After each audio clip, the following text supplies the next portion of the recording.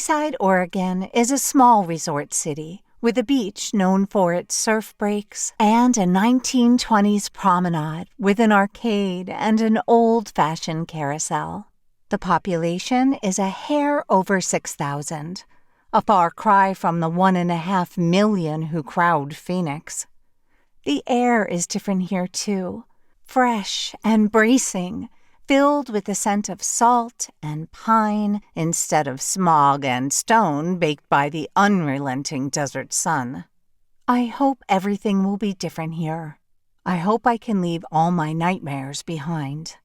Preoccupied with thoughts of all the work that needs to be done to the house, I drink my coffee and eavesdrop on conversations, trying not to wonder what Cass would have to say about this place, how he'd be bouncing off his stool with excitement.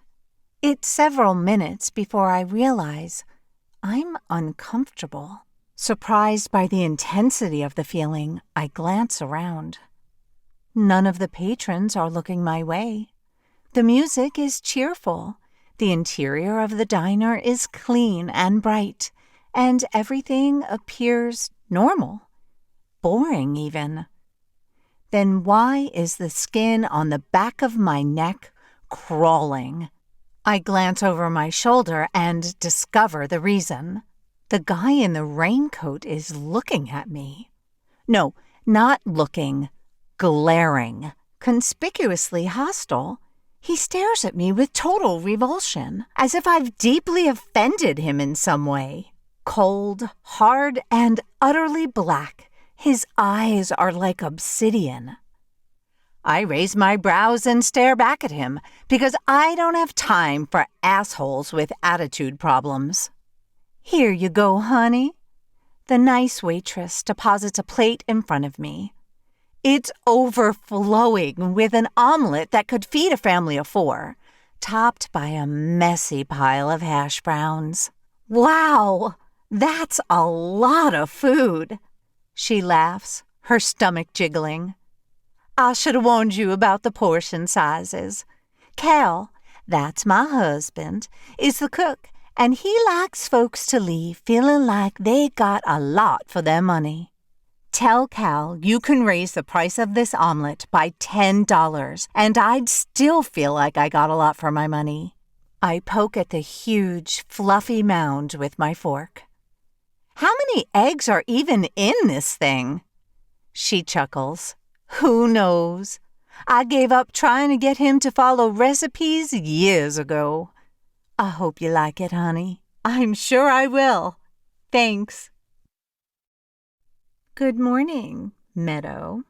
Beth stopped at my desk. Her eyes went wide, and I braced for what would come next. Oh, I'm happy you finally decided to stop trying to cover up the awful scar. By the end of the day, your makeup just wears off, and you can see it anyway. It's such a shame. You were such a beautiful girl.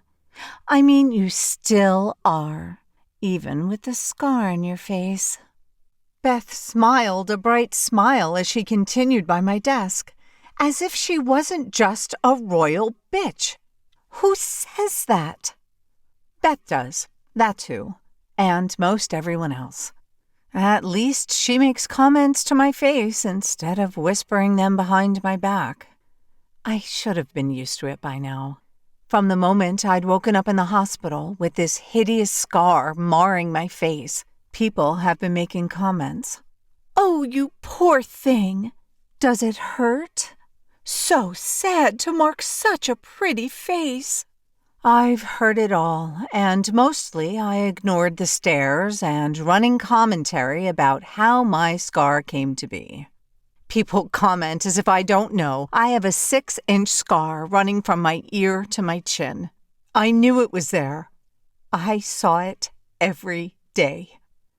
A stark reminder that I was lucky to be alive.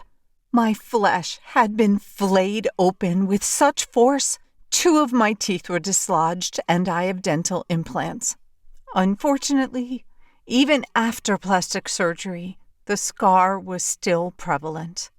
These days, I choose to view the mark as a symbol of what I lived through. I've not always felt that way.